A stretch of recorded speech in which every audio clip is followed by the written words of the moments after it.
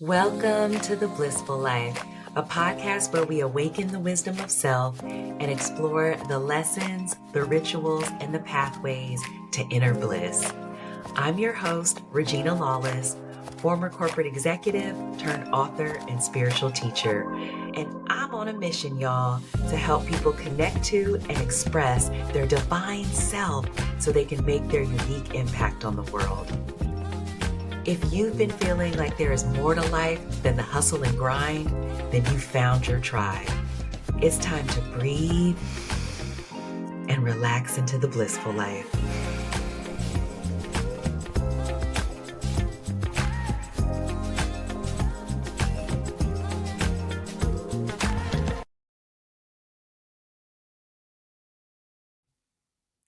Welcome back to the Blissful Life. I'm your host, Regina Lawless, and I'm so excited for this episode.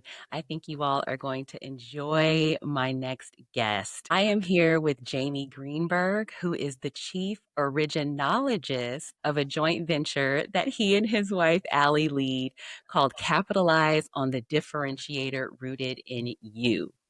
After years of running a successful entertainment agency and working with his family to grow and sell a multi-million-dollar toy company, Jamie now dramatically increases experts' influence and income by helping them turn their uniqueness into a trailblazing thought leader business.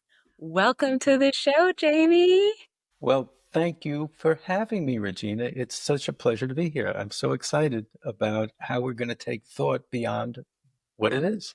Oh my gosh. We reconnected not too long ago, and I couldn't think of a better person to have on this show. For the benefit of the audience, you and I had the pleasure to work together. I hired you and your lovely wife, Allie, to help me with my business.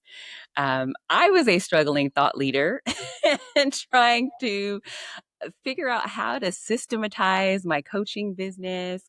And you all found me on LinkedIn. And once I got a chance to talk to you, Jamie, I was sold. I was like, this guy clearly knows what he's doing. You and Allie were just such lovely, lovely, kind human beings that I knew that I wanted to work with you all. And so, yeah, that's how we ended up meeting.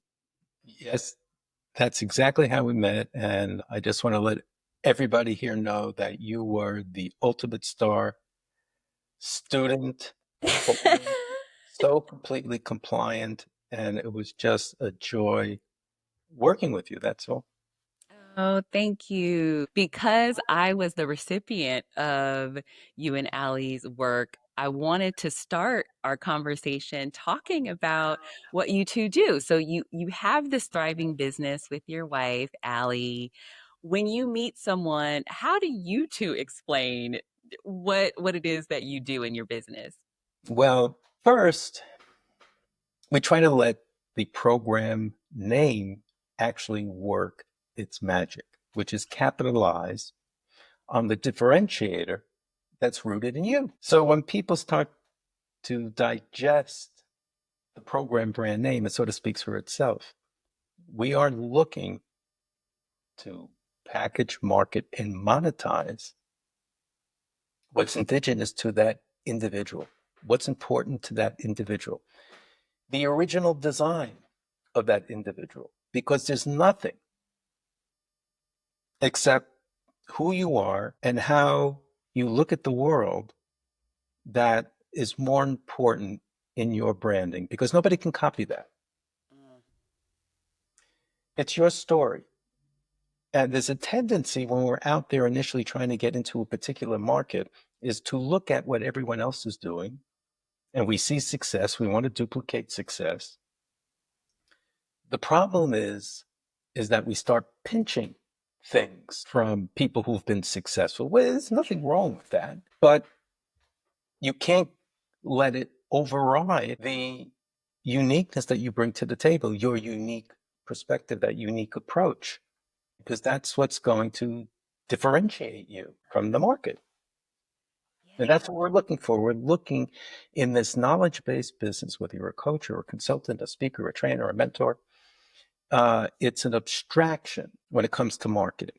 A consumer product like a toy or a flower or a a loaf of bread, it's tangible. You could pick it up. It's got packaging. It's got copy over it.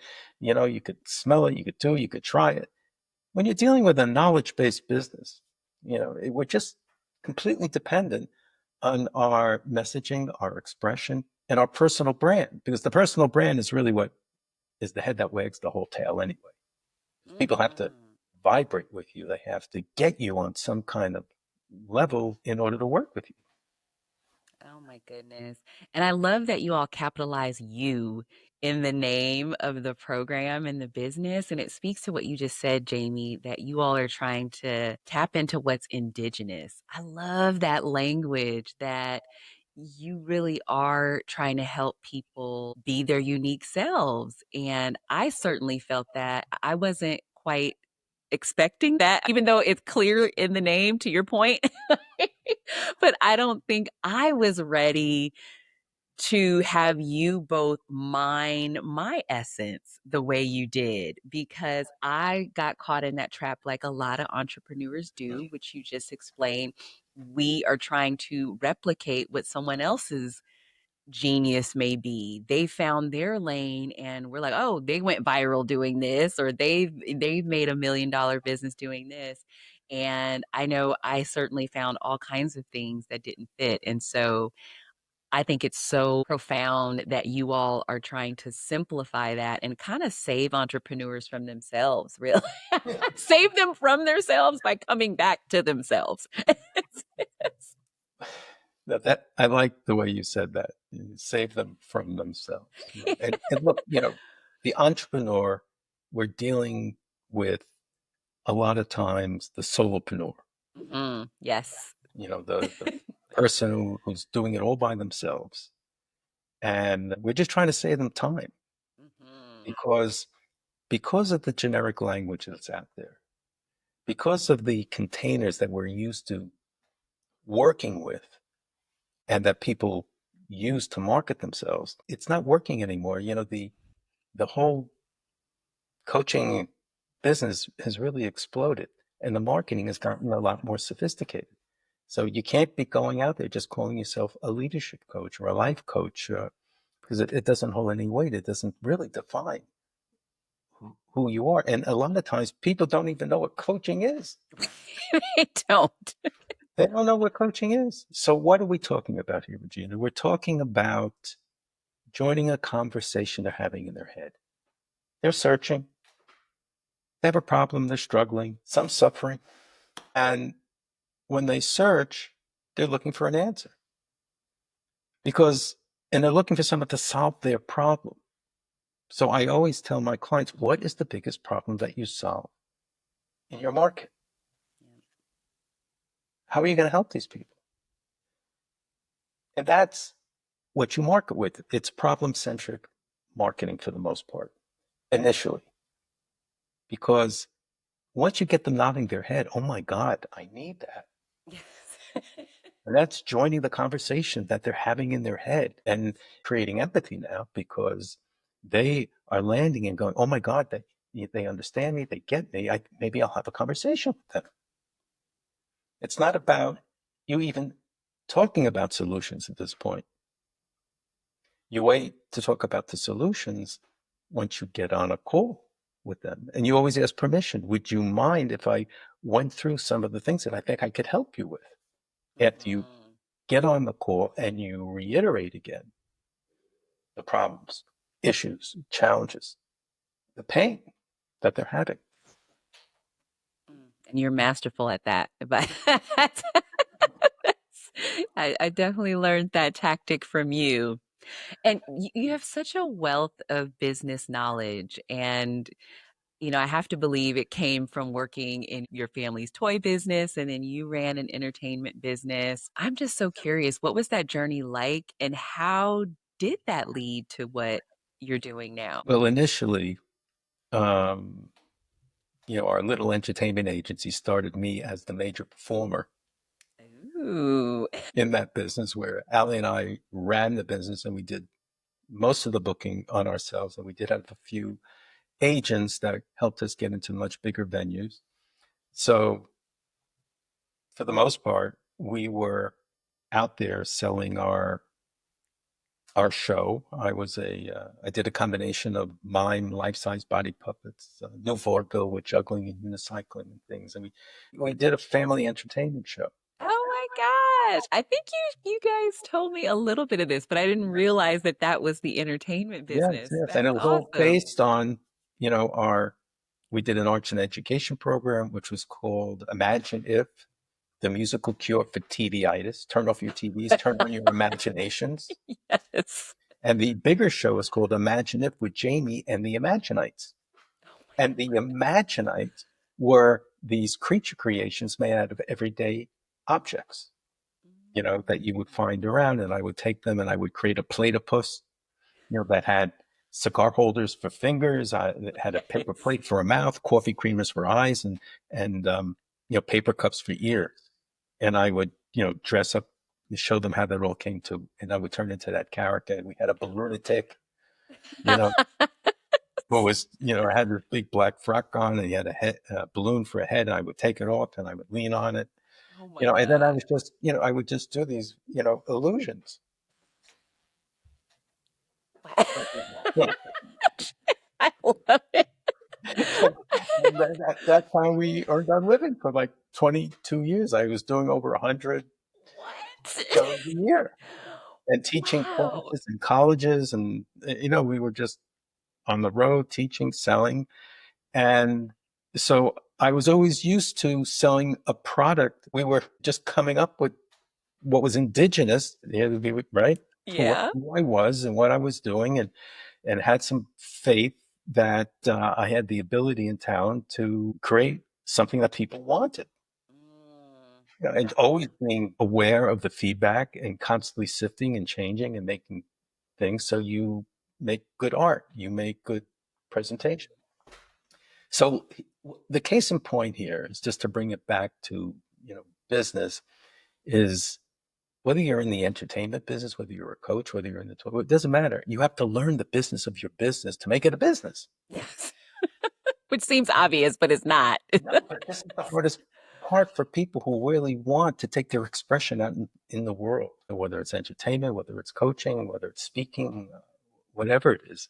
You have to learn the business of your business. And when you look around and you see, wow, there's other people doing this and they're okay, but you know that you could do it as well as they can. And so you just got to figure that out.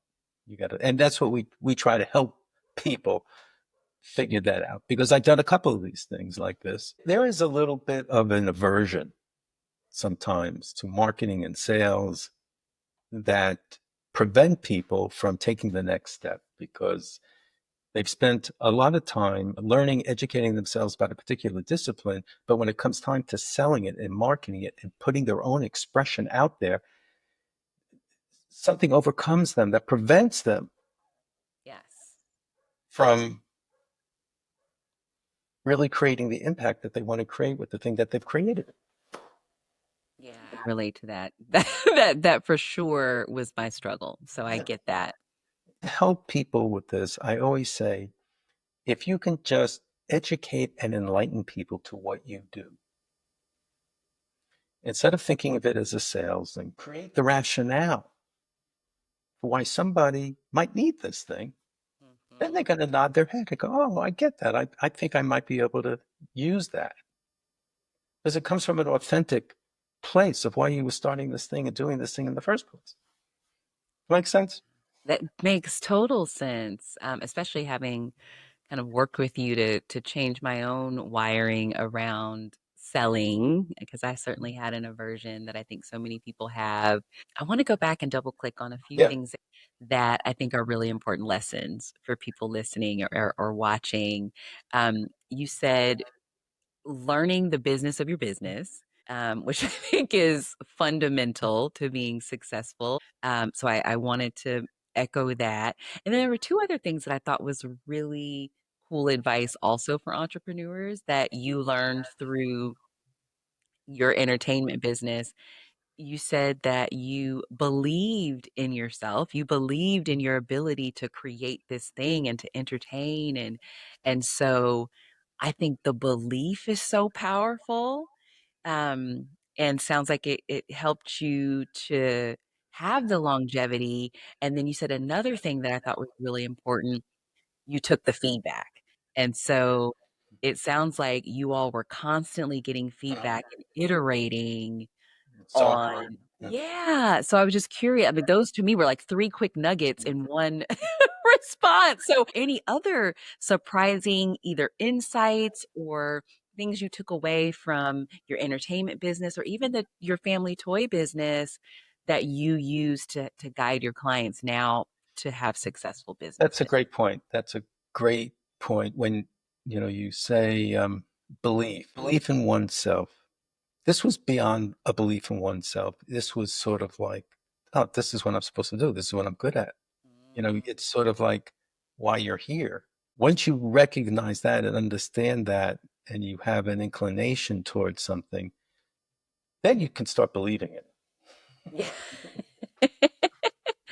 First, you have to identify who you are Mhm. and give yourself time to really understand and honor.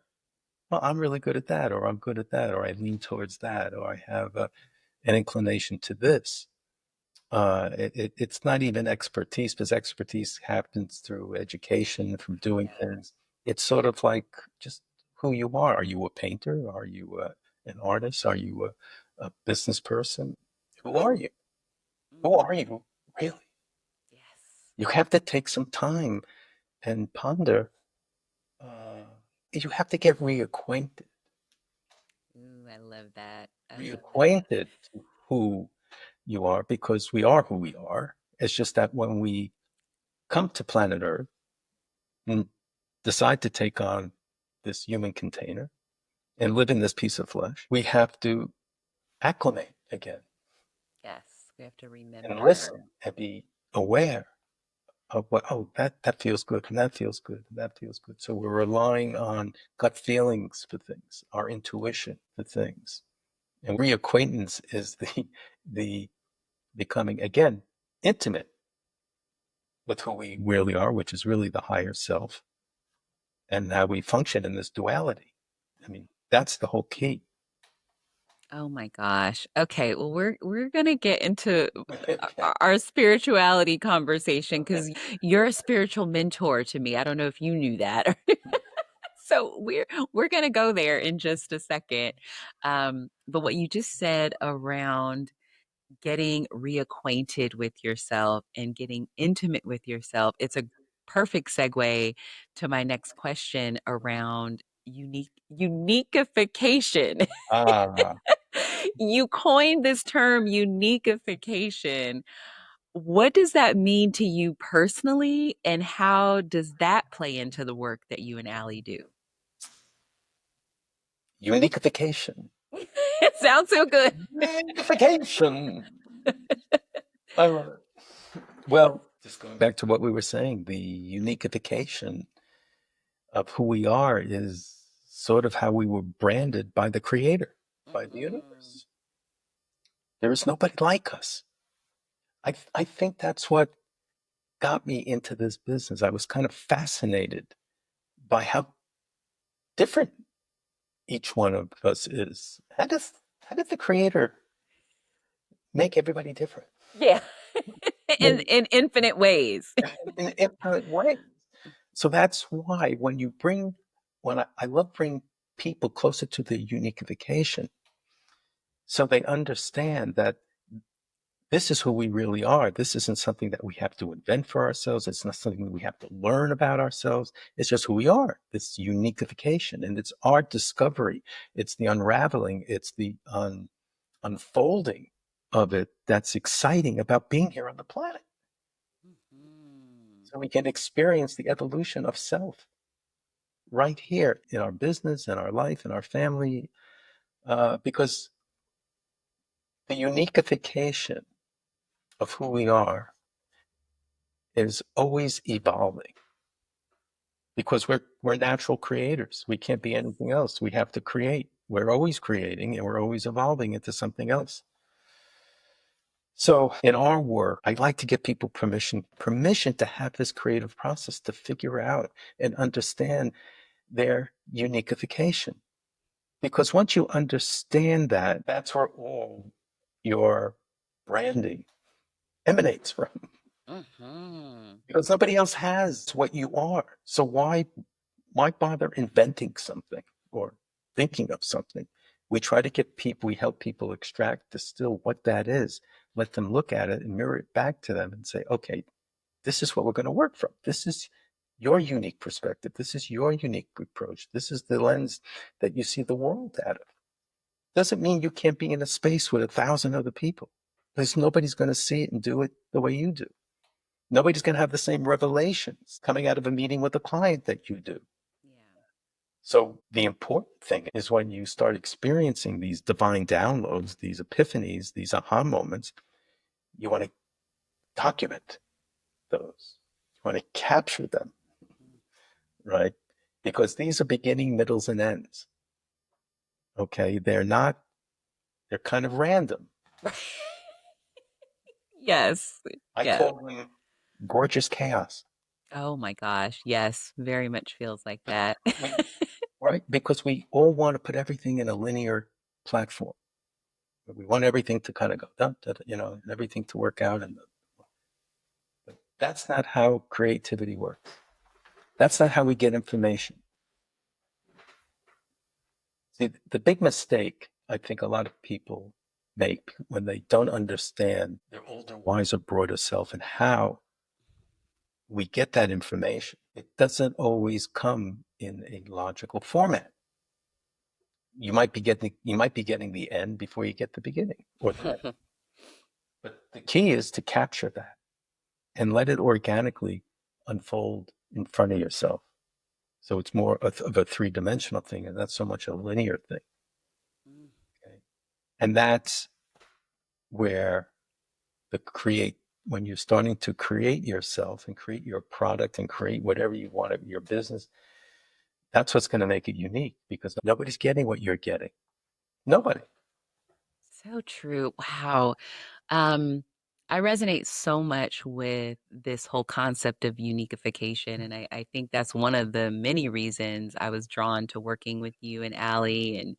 And the program that we worked on and that you all helped me develop is called I Am Internal Alignment Mastery. But the I am really being that powerful sense of unique self. Yes. And I had not, kind of growing up religious, I had heard of the term, kind of the I am self, but not really to the degree. I don't think it really hit me until we were working together.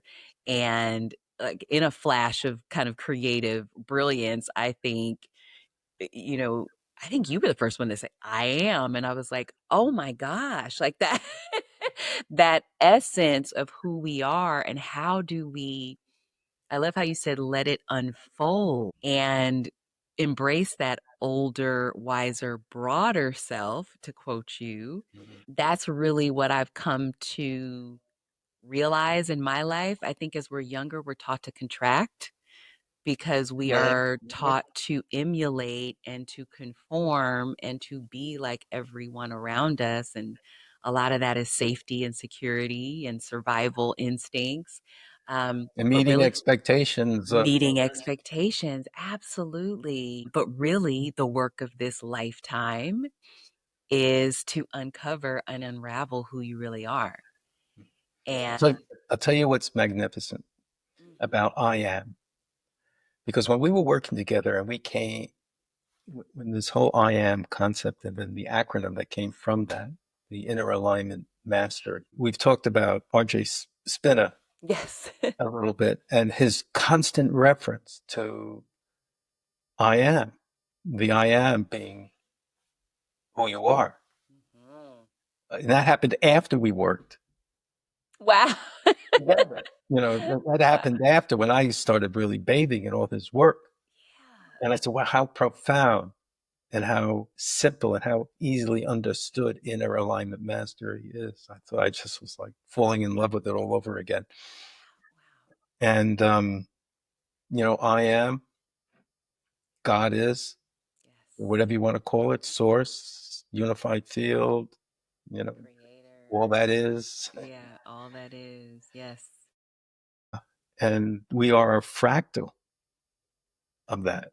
We are a fractal of source, of God, or whatever it is. And we possess the same properties on Mhm. how to create Yes. and be and evolve. So it's a great, it's a great brand, a great acumen, and it fits you like a glove.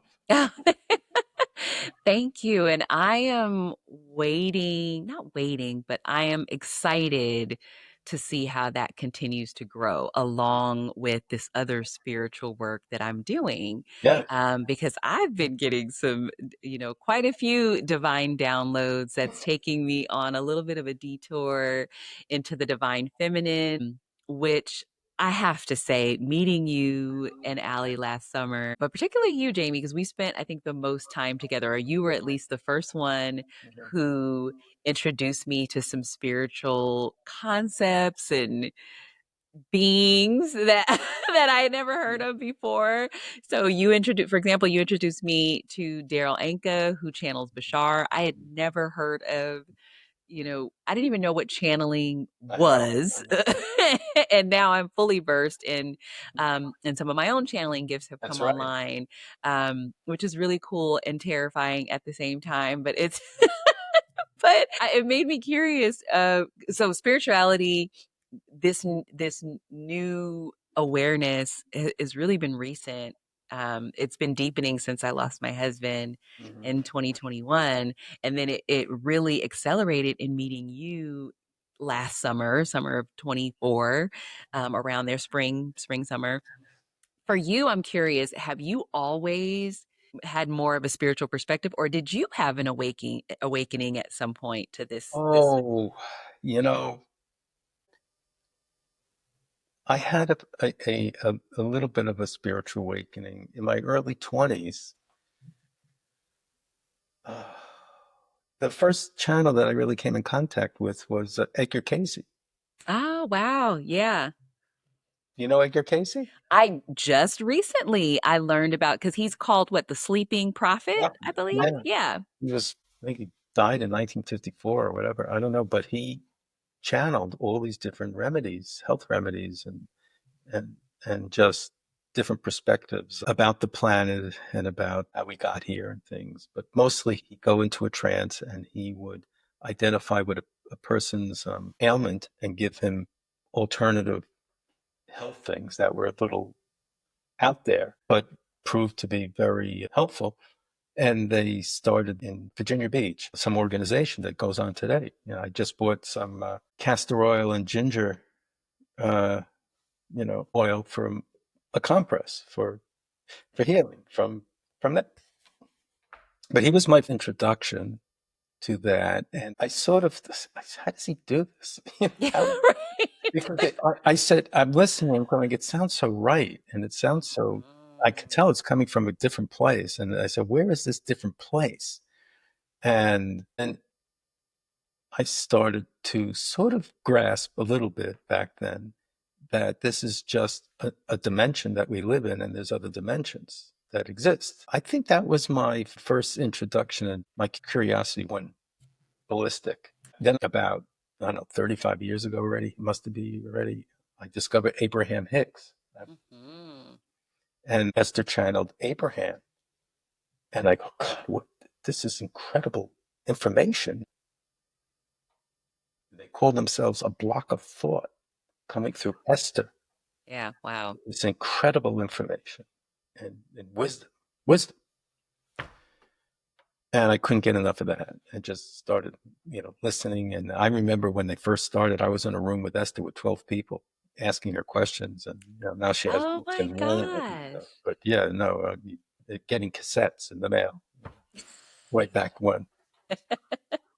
And then I started to search for other channels and other things and other people. And I said, wow, this is going all over. This is happening all over the place. And even in the last 10, 20 years, Next Level Soul, Alex Fieri interviews all these different channels and near-death experience people. And you start Yes. understanding that, this is just like the big weekend here. We don't exist here Yeah. but for a very short period of time. I mean, we'd like to come back over and over again for our own evolution, but basically, this isn't home. No. In Um, fact, I don't know if Bashar said it or RJ said it. He said basically, we were at a place where we've actually witnessed the creation of Earth even before there were people coming here. We saw this whole solar thing created. coming together. Wow. So when you start operating from that perspective, it changes how you live. It really does. And shout out to Next Level Soul and Alex Ferrari. I'm obsessed. I listen to his I know. podcast almost every day because he drops episodes all the time and such a wealth of spiritual knowledge and guests. And I love how you said this, you kind of just pulled on the thread of curiosity. And that was my case as well. Because at first you get exposed to these different concepts, like even Bashar, and just the thought of like, okay, someone's channeling an extraterrestrial being. Like that sounds insane. Visited who came to visit him. He was, they saw him in a ship. Right. And really? You're like, what? But then you said something else that I think is perfect. The information, if you seek the right sources, or even if it's not the right, you'll know we are blessed with so much discernment Mhm. in our spirit, and your heart knows, like truth resonates at a different I frequency. think you're right. That's a good way of putting it. Yeah. Yeah, that's how what I started to find. I would come across and something I would hear, even if it was outlandish, I would know. I would have a sense of discernment like there's something here. This Yes. feels true and I want to learn more and I want to dive deeper. Versus sometimes I come across people because there are, to your point, in the last 10 years, there are so many people now channeling, Yeah. and I can now spot when I'm like, I don't this does not, this person is playing games. Like, That's right. this doesn't feel authentically channeled. That's so cool to hear that you went on you had your own awakening and just you followed the breadcrumbs of Yeah. curiosity. And That's it. The breadcrumbs of curiosity. I love that. The breadcrumbs of curiosity. that's what I feel like it was, because I know when you introduced me to Bashar, like I went down a rabbit hole. I was Alice in Wonder, Alice in Spiritual Wonderland. I couldn't get enough. And then I introduced my partner to it, and now he's a fan of Bashar. Like it's just such profound wisdom. And you're right, it changes your life. You can't unsee or unknow That's right. once the veil, as they say, once the veil has been lifted. And that's when Abraham says that's when the shit hits the fan. Yeah, yes, right. We start like everything. And even in theory, sometimes we understand these concepts and then we put them into our life. You know, desire, intention, married, blended with, the higher self equals manifestation. How do we get out of our own way? Um, deconstruct the, Programming or the self, yeah. deconstruct the negative self, the self, so we're more available, to that space of our God space, Mm, the love space of who yes. we are, and operating out of that energy in a complete way is the game here, is learning that. And it's sort of, for me, it's still, I can't totally get there. I'm always practicing, Yeah. to get that ease of manifesting things and being in that space without letting other subconscious paradigms and things and behaviors, get in the way of moving manifestation forward. Oh my gosh, so much there. The desire plus intention equals manifestation is so funny. I record this podcast in advance, of course, of when it gets released. And so I have an unreleased solo episode where I talk about that, how I talk about our dreams are really seeded to us from our soul or our higher self. Yeah. And so when we ignore, and I speak about that both, that's been a channeled message to me to share, and I'll be doing more of that, but reflecting on my own experience that after my husband died, it fundamentally shook me to my core, but it served as a wake up call to my deeper self. And I went on this journey of following my desires of what do I truly desire to do? What don't I desire to do anymore? Like corporate America. So, and my life has never been more magical and more full of love and excitement than me living from my desires. And so, I just wanted to emphasize what you said because I think that's so important for people listening, and also that it's a journey. That's something I've been, I don't want to say struggling is probably the wrong way to say it, but something I've been experimenting with and actively trying to unwind some of the ways I've been programmed that you have to work hard for everything and you have to hustle, you have to grind. And I'm in a season of unlearning that and just receiving and being in the purest frequency of who I am and attracting from that as Yes. opposed to forcing. Yeah. Well, you went through what I call a rebirthination. There's another. It's just, I look at rebirth, meaning it's an awakening. And then you have to really rebirth yourself in a different way, because the old paradigms don't serve anymore. And you have to rewrite yourself, which you've done miraculously.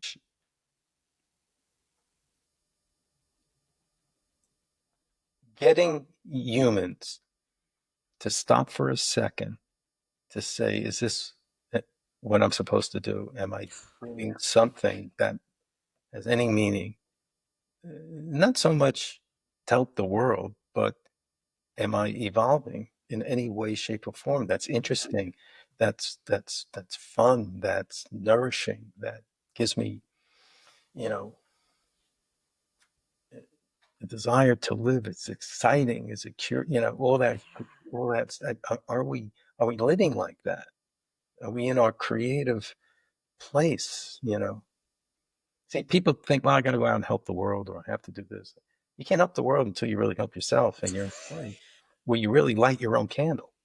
Mm, Because mm. once you have your own candle lit, then you can go out and light other And you people's. can light other people's candles. Oh my gosh, Jamie. Yeah, that is the central question of life. I think if people can pause and ask themselves that very question, and it's funny because that is the next program that I'm working on is to help people reignite their light or reclaim their light is kind of how it's coming together as the rallying cry or the problem, to go back to what you were talking about earlier, the thing that I'm trying to solve specifically with women, because that's what was given to me Yeah. as a call to action, is to help women reclaim their divine feminine energy, which then turns their light back on and helps them return to a place of love and empathy and creative force and um yeah, life force energy, which is what.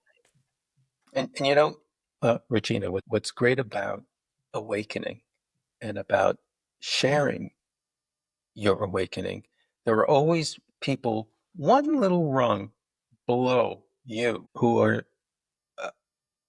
want to awaken, or have been awakened, or something's going on inside them, and you come along and you help them. So you don't have to like get to this pinnacle of like, oh wow. I'm enlightened and I got this and I got everything. Now I can go out and help people. Because there's always somebody like one little rung below you. And it's so important that you share your awakening and your, again, these revelations and these things and all the information that's coming. It's so important that we share and express, fully express emotionally ourselves and be vulnerable to whoever's in front of us, because it makes us human. It's so much easier to acquire information when somebody is just, not teaching at you, but teaching with you and sharing. Yes. Oh, and those are the type of teachers I really gravitate. And teachers, it's funny, I like to think of myself, the space that I'm moving into is more of a guide Mhm. because that's the way it's been coming through is, Yeah. and yes, I do have a teacher energy. I love to teach, but I see myself more as a guide because to your point, I'm still on the path. And what spirit has told me or shared with me is that I am meant to be a way shower for Yeah. people who are on the path. To your point, they may be one rung below, or they may be a couple of steps behind me on this path of awakening. And so I kind of like the thought of being a guide that I'm just a few steps ahead, so I can kind Yeah. of help you avoid some pitfalls, or at least even just know that you're on a path and you're not crazy. And usually the universe will put those people right in front of you. They will show up, right? Because I never take for granted the people that show up in my own.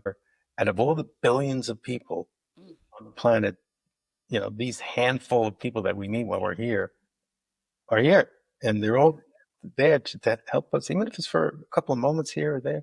They're all there to help us reflect, to see, to work with. mm.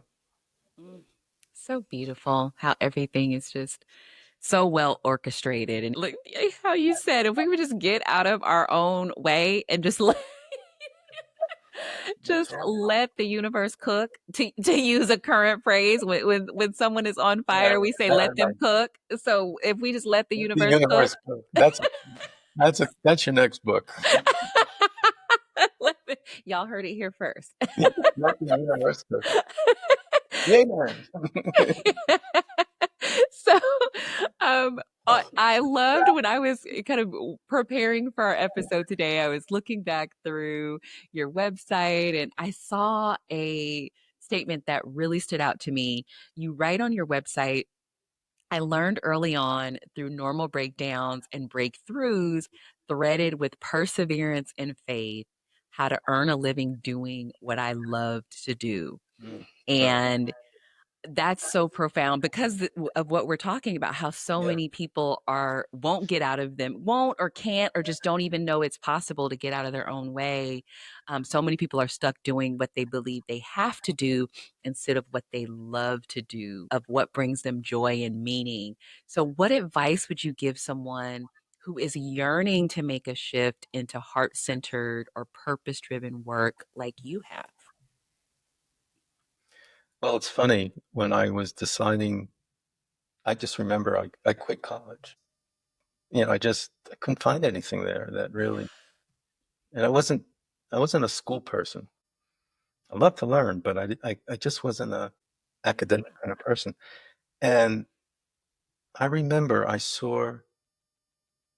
went to school at the Denver University, and in my second year, I went to see Marcel Marceau at the Denver Symphony Hall, which was like the Lincoln Center of Denver.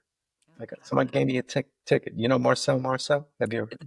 Now that He was like the name most sounds famous beautiful. mime. He was the most famous mime in the world. Oh, wow.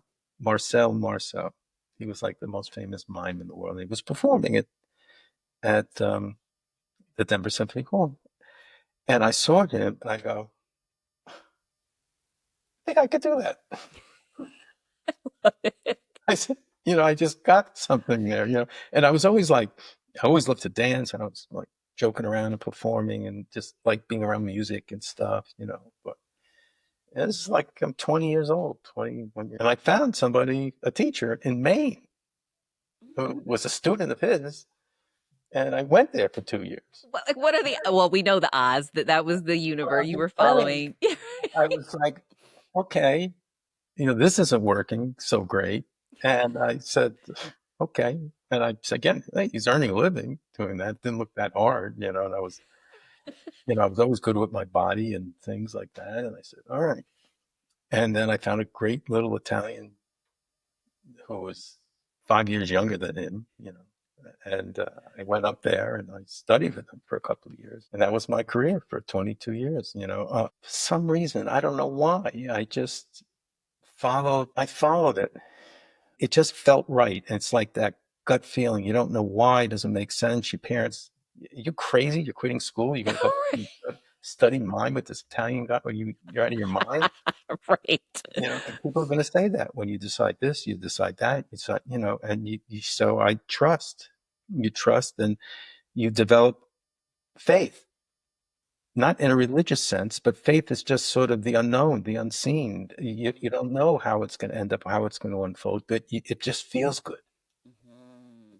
I think that's it. It just felt good. It felt good. Boy, if I could learn how to do that and do that in front of all those people or do something like, oh man, that would be so great. Oh man, I just want to do that. Oh my gosh. I love that it just felt good because I find, well, there's just so many jewels in that answer, Jamie. I'm I glad you think, asked me that because I'm reflecting on it and I'm learning why again because it just felt right. It felt good and it wasn't like a head thing. It was a heart thing. It was a gut feeling thing. It was like saying this is mm, right, yes. and you got to go with that. Yes, and that's why I wanted to tease this out a little bit more, what you just said, because that is it. I find that, especially the older we get and the more settled we are into responsibility, Trapped in responsibility. trapped that it, yes, trapped in responsibility of raising a family. And you got a mortgage, you got all these bills to pay and all these things. And then you even lose sight of what feels good anymore or what you enjoy.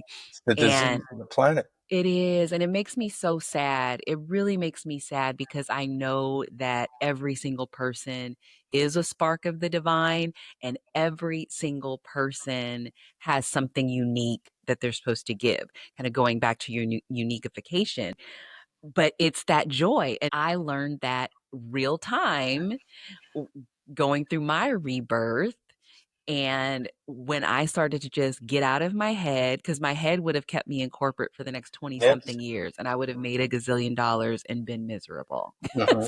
Uh-huh. Because that was the path that I was on. But I started to follow what feels good, what do I love to do. And I wasn't even initially thinking about it for my work. I was tired of not living. I felt I was existing, I was surviving, I wasn't alive. You weren't experiencing the experience, you were existing the existence. And to Ooh. experience the experience, one must experience the experience. Oh my goodness. There's something in one of my meditations that just came through around that experience is like experience is all that there is. Like that is the point.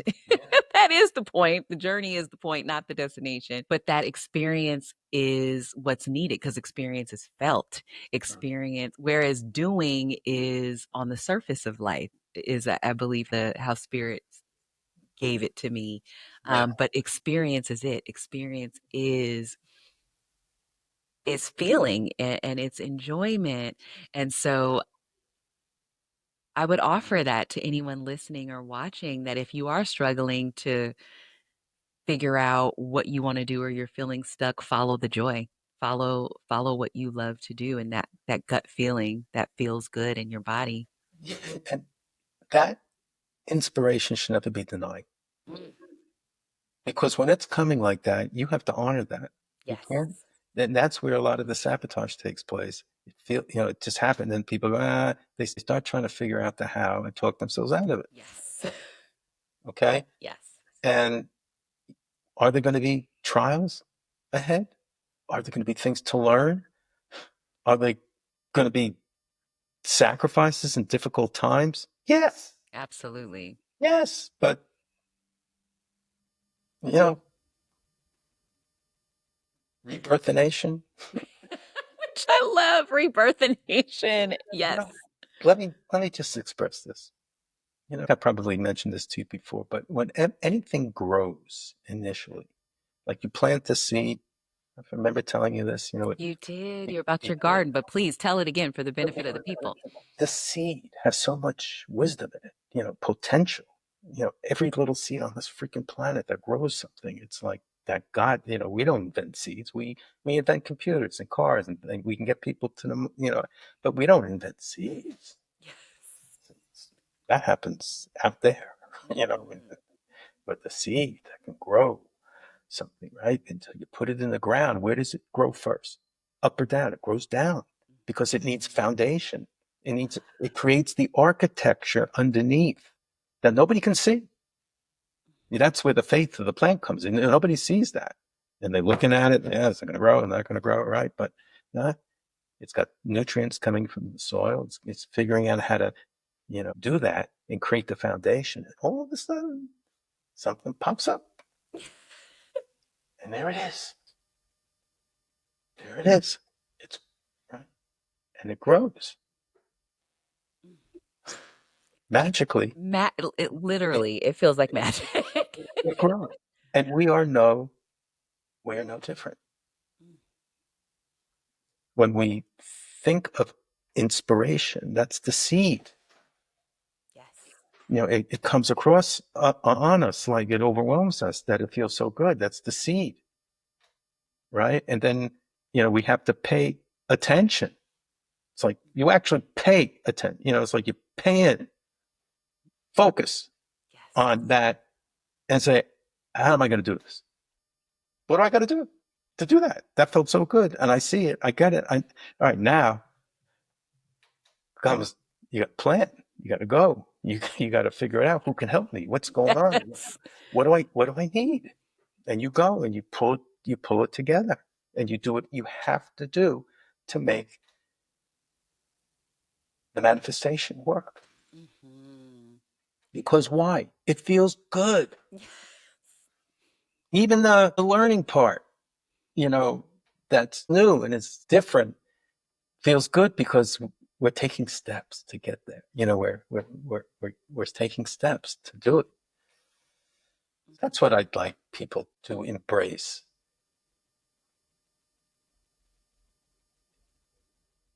Don't take for granted the inspiration that Mhm. comes from that higher self, which is you. It's just you telling you what to do here Yes. in your body, Yes. and reminding you what you do well. Yeah. And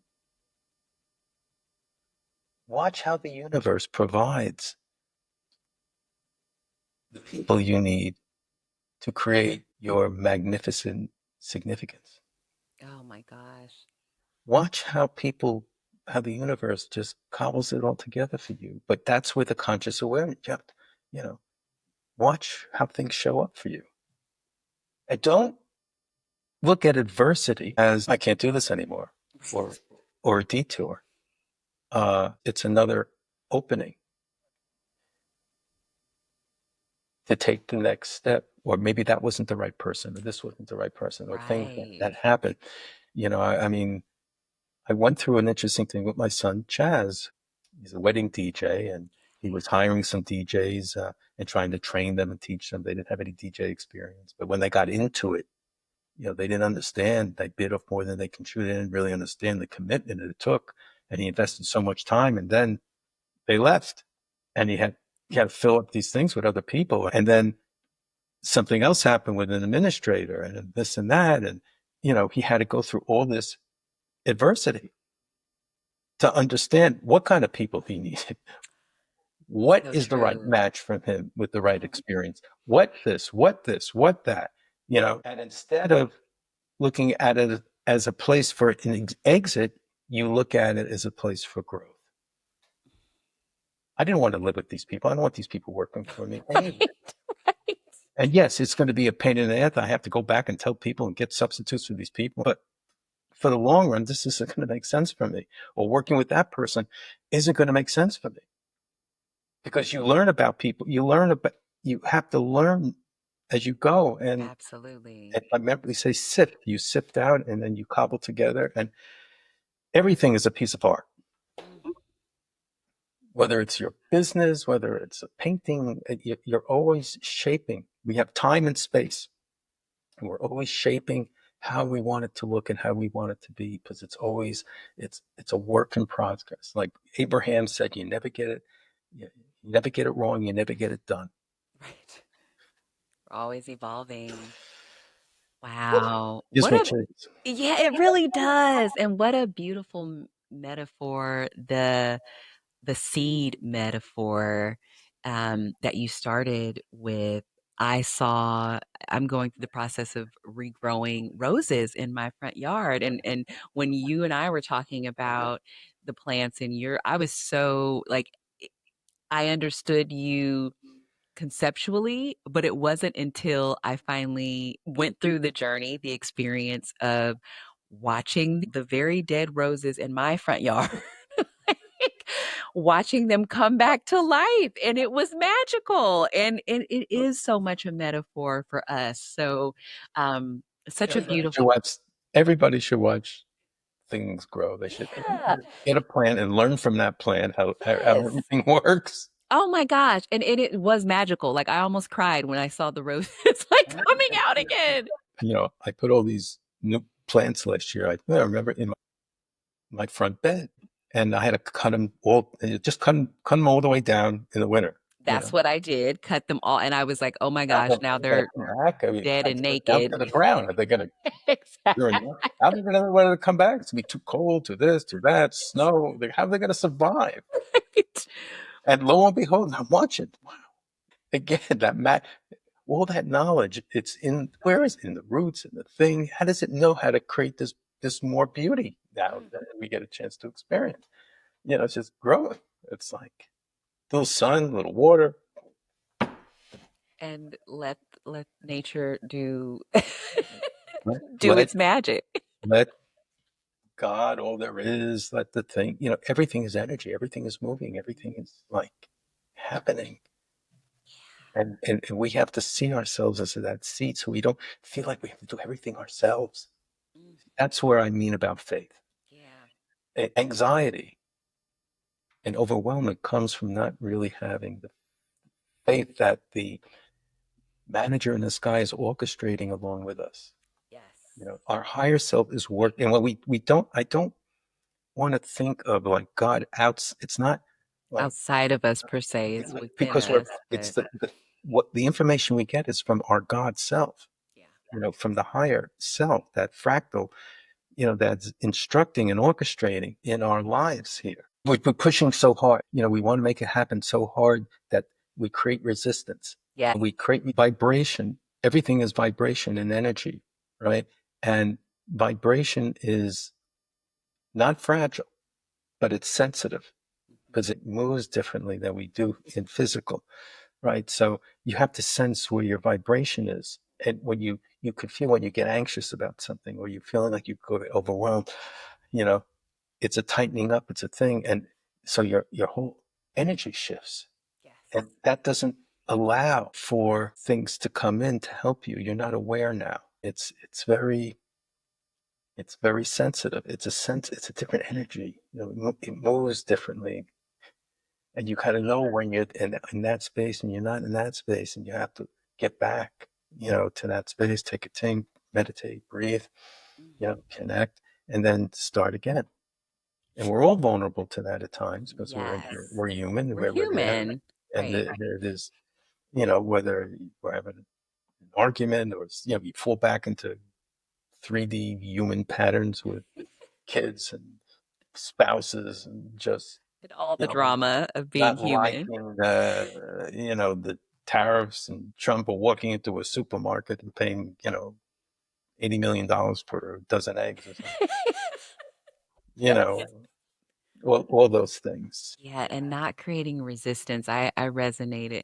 Almost think of it like a cord, like I'm staring at my Ethernet cable because I have to hardwire in for the podcast. But I think about like our energy can sometimes when you're creating resistance, it's almost like a knot in the cord or in the cable. It's a great Yeah, metaphor. and then energy can't flow out correctly, but it also can't flow to you. Um, You've lost your love space. You've Mhm. lost what the universe is made out of, what you are made out of, what we are. And once you start to squinch and tighten up and try to figure out everything, Yes.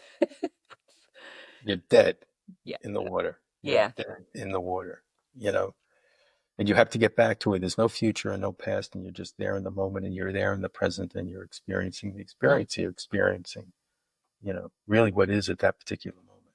mm. Yeah, presence is undervalued, and we could do a Yes. whole nother hour talking about that. Something you said reminded me of something I heard from my spirit guides. They refer to life or existence, that there's an invisible hand guiding order on this Mm. planet, Oh, an wow. Like invisible hand guiding order, and we have free will to dance within that order. an invisible hand guiding Guiding order. order, And we have freedom to dance freedom to within that order. within that. Well, that's, Isn't that beautiful? And it gives me so much peace to think that it marries this. you send me that.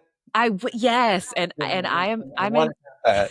I like that so much. Oh, yes, I absolutely will. I'm in the process of categorizing all of these beautiful messages, and they're all kind of profound messages like that, which I'm still trying to wrap my mind around to be able to share with the collective. But that's one that stands out because it gives me so much peace to know that yes, I have free will and I have all this creative power and energy, and I should use that to consciously create the reality that I want. And I don't have to worry about everything because there is an invisible hand guiding order.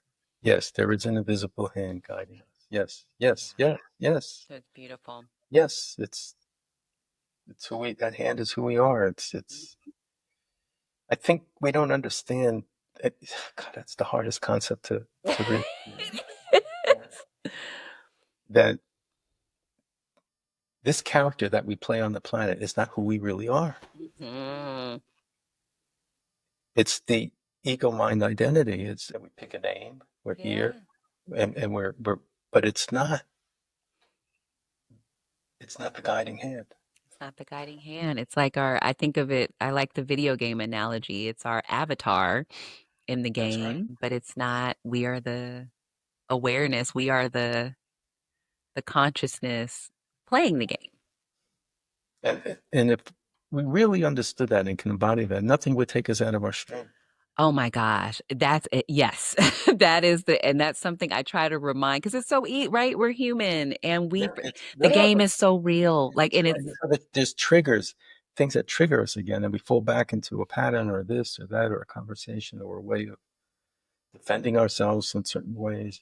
And again, it's a constant sift, yes, and you get better and you get better and you get better. And, you know, Mm, a constant sift. Love that. I love that.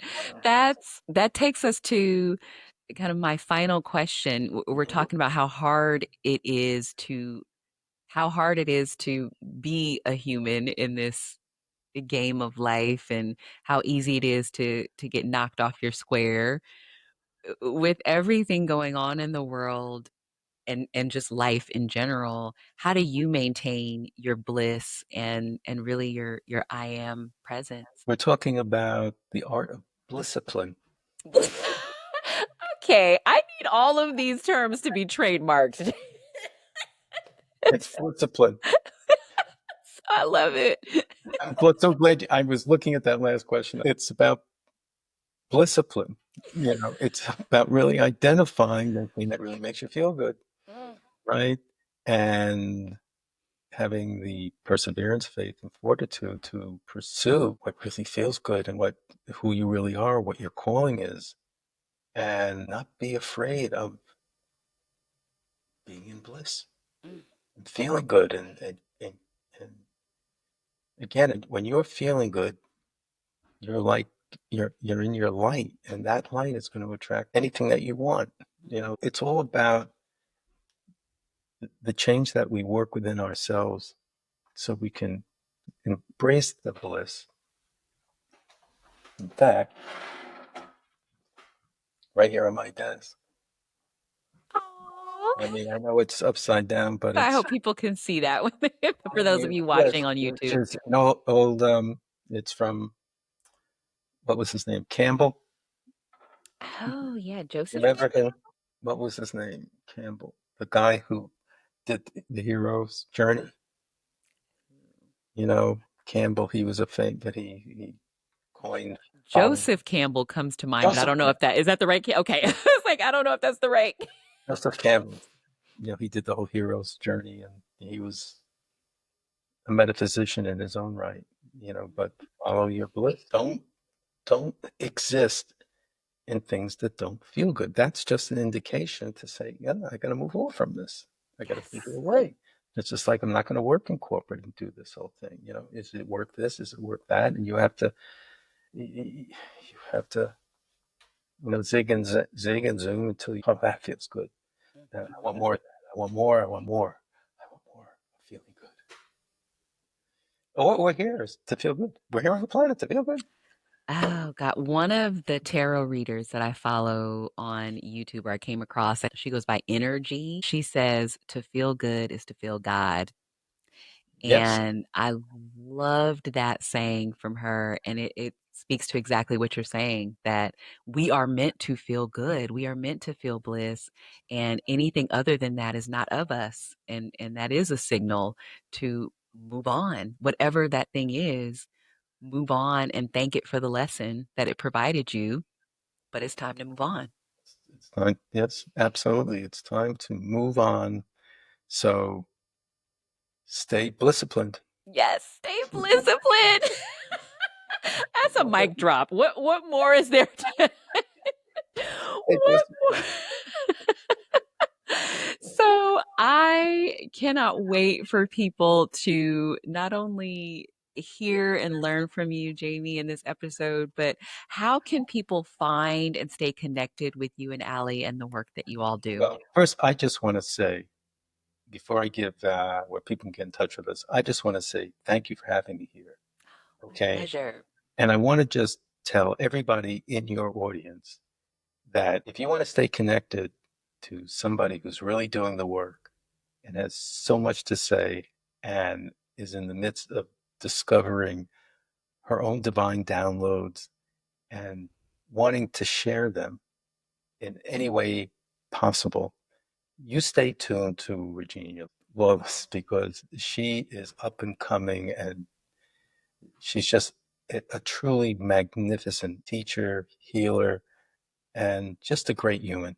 And I just really loved her so much, loved working with her, and really just a magnificent human. So stick with her. Aw, I received that so fully. Thank you so much. It's been an honor and a privilege to not only speak with you, but to get to know you and your beautiful wife and just call you a friend and a mentor. So thank you. She'll be a good interview too. Yes, she yes. She's also got some good sayings and Yeah. and good Yeah, like just should infinite talk about wisdom. her musical and switching gears and going for your purpose in the middle of and really pursuing something. And you know, it's an extraordinary story.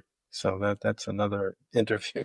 Oh, I would love that. Okay, well, y'all heard it here first. I'm pretty sure you're gonna see Allie Greenberg on an episode coming soon.